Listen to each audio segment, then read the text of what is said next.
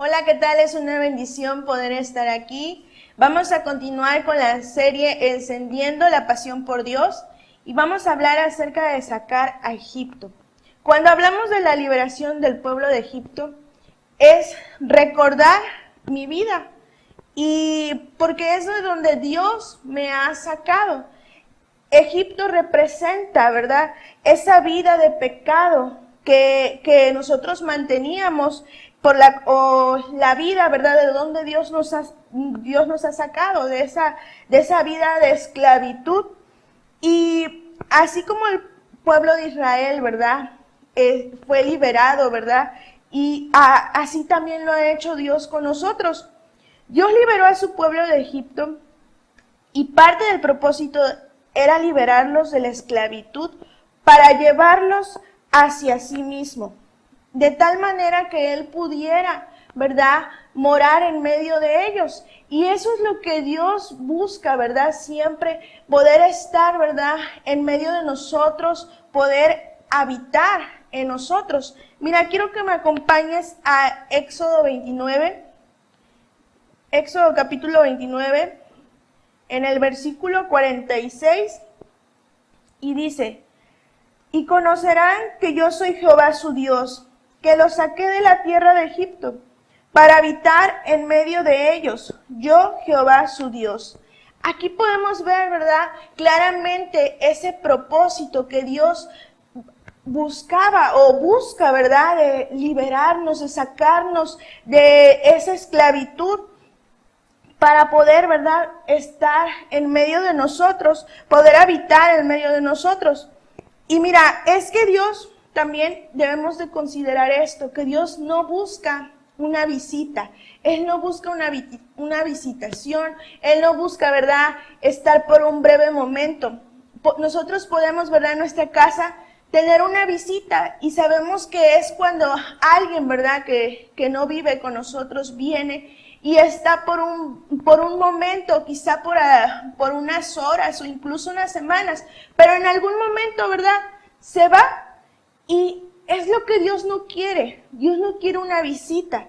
Dios quiere, ¿verdad?, poder habitar entre nosotros, poder habitar y vivir con nosotros, estar, ¿verdad? Él quiere quedarse contigo siempre.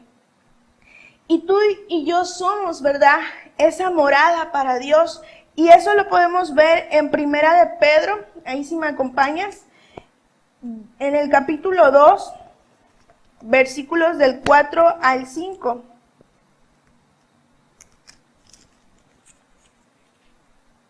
Dice: acercándonos a Él, piedra viva, desechada ciertamente por los hombres, mas para Dios escogida y preciosa. Nosotros también, como piedras vivas, sed edificados como casa espiritual y sacerdocio santo, para ofrecer sacrificios espirituales aceptables a Dios por medio de Jesucristo. Aquí podemos ver, ¿verdad?, que se habla de una casa, ¿verdad? Esa casa espiritual se refiere, ¿verdad?, a nosotros mismos. Nosotros somos bloques vivos de construcción de esa morada donde Dios desea habitar. Pedro también nos habla aquí en lo que les acaba de leer acerca de el sacerdocio, que, ¿verdad?, el papel que juega, ¿verdad?, es el sacerdocio para esa morada divina. Y es que algo muy importante es que solamente los sacerdotes, pueden acercarse a Dios sin caer en juicio. Y mira, algo también que debemos de considerar es que creer en Dios va mucho más allá de solo creer que Dios existe. Los que creemos en Él, nos dice su palabra, que no seremos avergonzados. Y ahí mismo, en Primera de Pedro, capítulo 2, en el versículo 6 al 8, nos dice así: por eso también dice la Escritura, yo pongo en Sión una piedra que es la piedra principal, escogida y muy valiosa. El que confía en ella no quedará defraudado. Para ustedes que creen, esa piedra es de mucho valor, pero para los que no creen, se cumple lo que dice la Escritura. La piedra que los constructores despreciaron se ha convertido en la piedra principal, y también es esto una roca, una piedra con la cual tropezarán. Pues ellos tropiezan al no hacer caso del mensaje que habla, ¿verdad? En esta, así es como nos los dice. Y mira, dice que para los que no creen, ¿verdad? Vendría a ser piedra de tropiezo y roca que hace caer. Dice que por los que tropiezan en la palabra, y eso se refiere, ¿verdad?, a la desobediencia, a no escuchar la palabra, a no obedecerla. Creer, ¿verdad? Las palabras creer, obediencia y desobediencia pareciera que no tienen algo de relación, pero en este caso, ¿verdad?, podemos encontrar una relación. Nos dice que creer no solo significa reconocer la existencia, va mucho más allá y de creer, ¿verdad?, que Dios existe. Pero dice aquí que para creer simplemente, ¿verdad? Dice, pero creer va mucho más allá de simplemente creer que Dios existe. Implica obedecerle, conocer su palabra. Te das cuenta que no, ¿verdad? No solo implica decir, es que sí creo en Dios, sino que debemos, ¿verdad?, conocerlo y conocer lo que nos dice en su palabra, y al mismo tiempo debemos obedecer lo que Él nos está pidiendo. Evidentemente, ¿verdad?, al no creer, ¿verdad?, las personas estarían en desobediencia. Y hay una promesa para todos aquellos, ¿verdad?, que creemos y que obedecemos su palabra, y la encontramos en Hebreos, si me acompañas ahí, Hebreos capítulo 5, versículo 9. Dice, y habiendo sido perfeccionado, vino a ser autor de eterna salvación para todos los que le obedecen. Y aquí se está refiriendo, ¿verdad?, a Jesús. Jesús se vuelve nuestro Salvador cuando nosotros obedecemos. La obediencia es un elemento crucial de la salvación. Ser obedientes marca una gran diferencia, y eso lo podemos encontrar. Acompáñame a Mateo en el capítulo 7, versículo del 21 al 23. Nos dice, no todo el que me dice Señor, Señor, entrará en el reino de los cielos, sino el que hace la voluntad de mi Padre que está en los cielos. Muchos me dirán en aquel día, Señor, Señor, ¿no profetizamos en tu nombre y en tu nombre echamos fuera demonios y en tu nombre hicimos muchos milagros? Y entonces le declararé, nunca os conocí. Apartaos de mí, hacedores del mal. Y mira, qué tremendo, ¿verdad?, esto que acabamos de leer.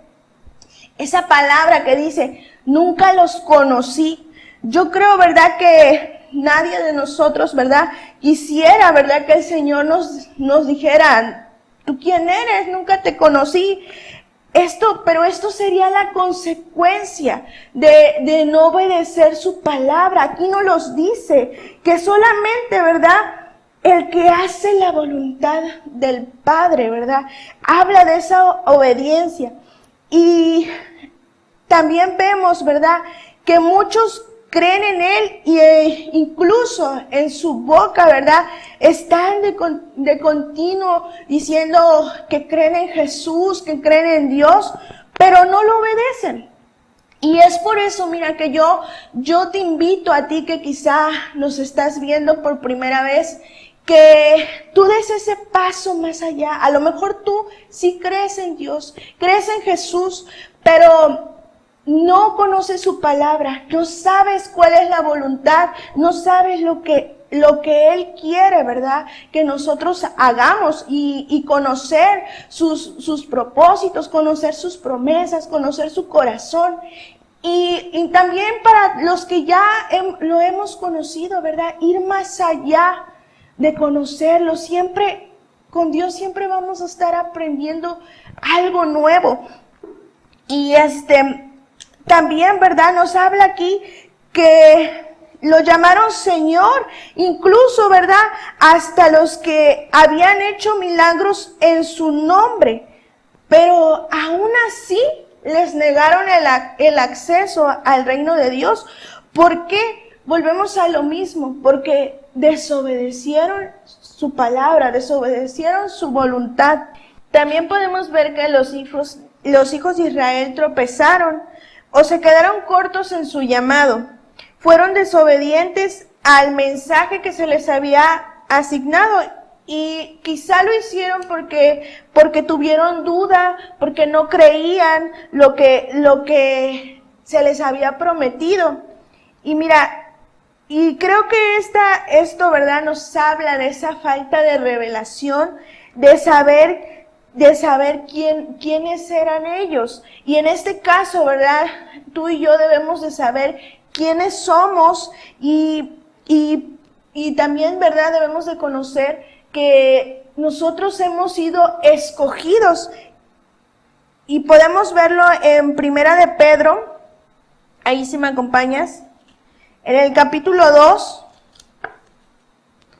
versículo 9, dice: mas vosotros sois linaje escogido, real sacerdocio, nación santa, pueblo adquirido por Dios, para que anuncies las virtudes de aquel que os llamó de las tinieblas a la luz admirable.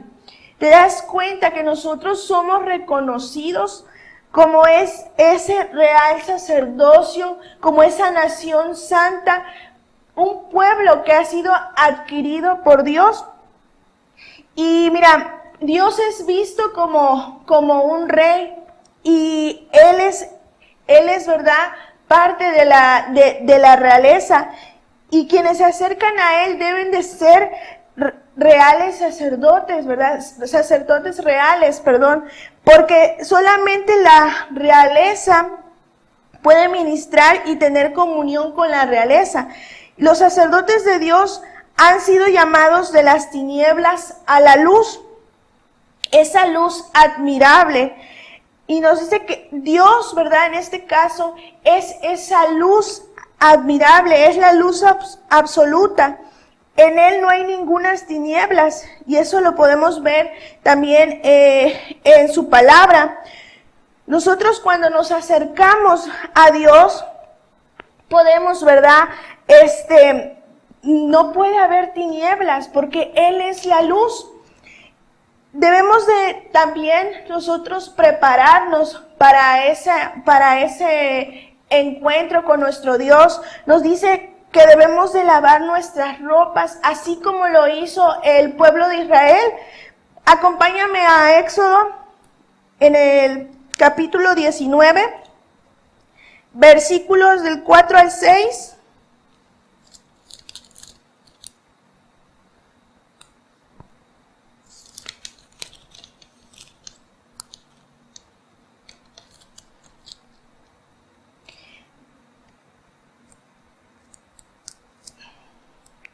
Dice: vosotros visteis lo que le hice a los egipcios, y cómo os tomé sobre alas de águilas, y os he traído a mí. Ahora pues, si dieres oído a mi voz, y guardaras mi pacto, vosotros seréis mi especial tesoro sobre todos los pueblos, porque mía es toda la tierra. Aquí, ¿verdad?, podemos ver cómo Dios nos está considerando es su especial tesoro. Pero también, ¿verdad?, hay algo muy importante que nos dice que debemos de guardar su pacto. Dice que si nosotros, ¿verdad?, obedecemos su pacto, y de nuevo habla de esa obediencia que veníamos viendo.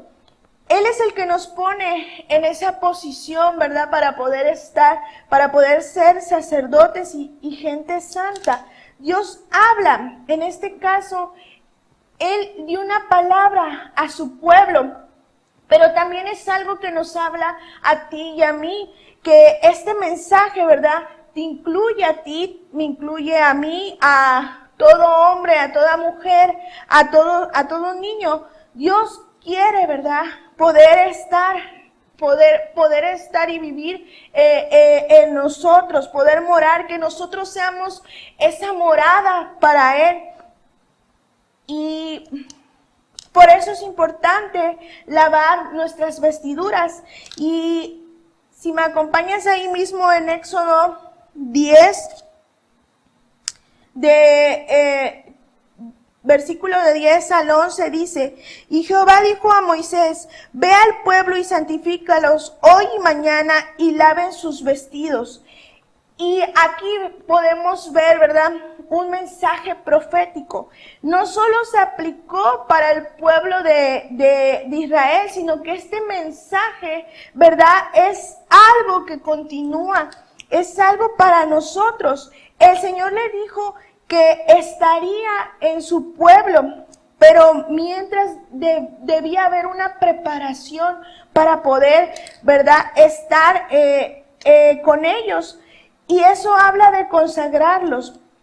Debía lavar sus vestidos en esos 2 días para que en el tercer día se presentara ante ellos. Este es un mensaje que nos prepara para la venida de Jesús.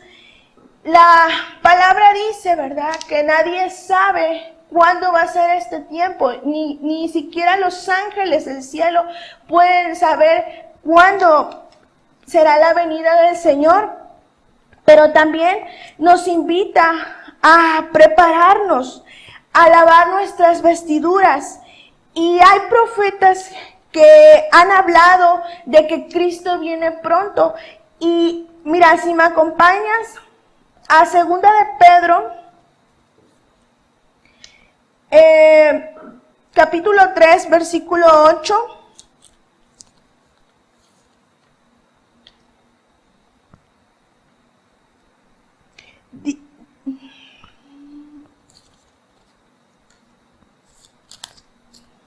Dice, mas, oh amados, no ignoréis esto, que para con el Señor un día es como 1000 años, y 1000 años es como un día.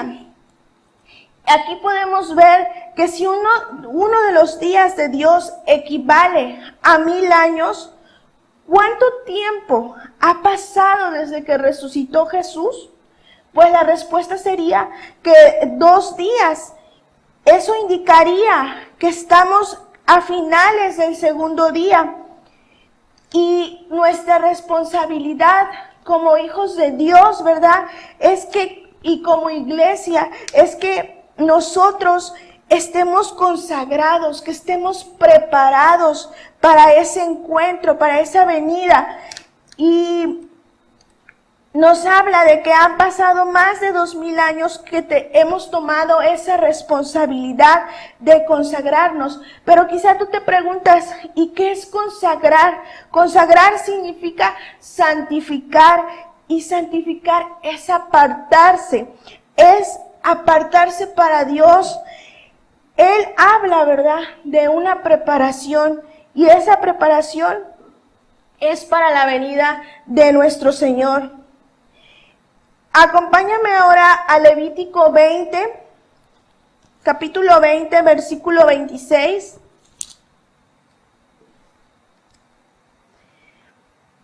Dice, habéis pues de serme santos, porque yo Jehová soy santo. Yo os he apartado de los pueblos para que seáis míos. Aquí habla de esa parte que te mencionaba de apartarse, ¿verdad? Porque Dios es santo, debemos de ser santos porque Dios así lo es. Recordamos que nosotros estamos hechos a su semejanza, y Él nos sacó de Egipto pero ahora nosotros, ¿verdad? Debemos de sacar a Egipto de nuestra vida. Y muchas veces actuamos como que en aquel momento lo hizo el pueblo de Israel, que cuando habían salido de Egipto, aún pensaban en él, pensaban en lo que habían vivido, incluso decían, ¿verdad? Recordaban aquellos manjares que comían y creían que estando, iban en el desierto, iban a morir. Creían que era mejor estar en Egipto siendo esclavos que ahora en el desierto. Y quizá, ¿verdad? Esto habla también de cómo en ocasiones nosotros, o tú, ¿verdad? A lo mejor puedes pensar en de dónde Dios te sacó, pero no para mirar, ¿verdad? Y poder glorificar a nuestro Padre, de dónde nos ha sacado, sino que hay personas, ¿verdad?, que pueden hacerlo recordando, como extrañando lo que vivían y aún considerando que eran esclavos. Y mira, acompáñame a 2 de Corintios, capítulo 7, en el versículo 5.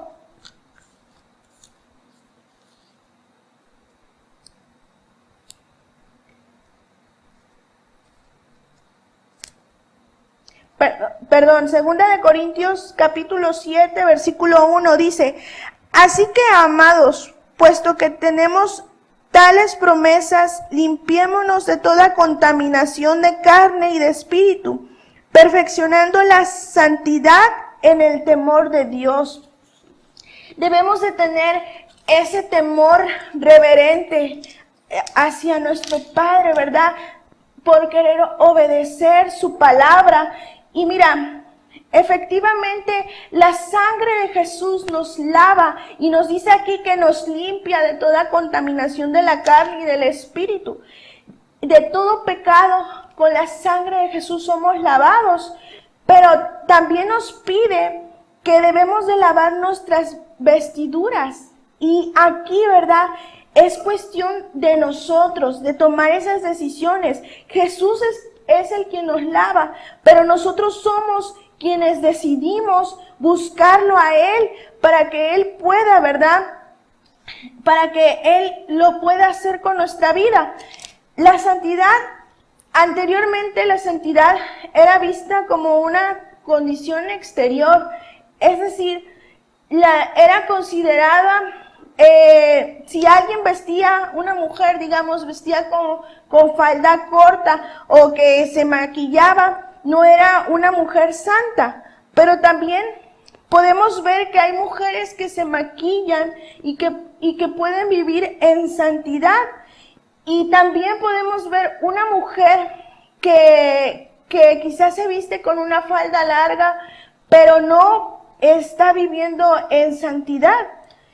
Así también podemos poner como ejemplo un hombre que se jacta de que no se ha divorciado, pero le pega a su esposa, o incluso mira con lujuria a las mujeres. Eso no es vivir en santidad. La santidad, aquí podemos ver que la santidad no es algo exterior, no son las apariencias. La santidad no es una obra de la carne. La santidad va más allá, tiene que ver con que nosotros tomemos esa decisión de que tú y yo podamos tomar esas decisiones de querer y buscar agradar el corazón de Dios, de querer, ¿verdad?, hacer su voluntad, como te decía hace rato, de tener ese temor reverente hacia nuestro Padre. Otras personas piensan que nosotros no tenemos la responsabilidad de apartarnos del mundo. Según esta idea, es que nosotros no somos diferentes al mundo. La única diferencia que podría haber es que nosotros hemos sido perdonados. Pero esto no es así. Nosotros debemos de recordar lo que la palabra dice, que nosotros somos un linaje escogido, somos una nación santa, somos ese real sacerdocio el que nos pide, ¿verdad? Que nosotros salgamos al mundo, sí, pero que estando en el mundo, ¿verdad? No seamos parte del mundo, no actuemos como el mundo lo hace, sino que actuemos, ¿verdad? De una manera diferente. Nosotros debemos de recordar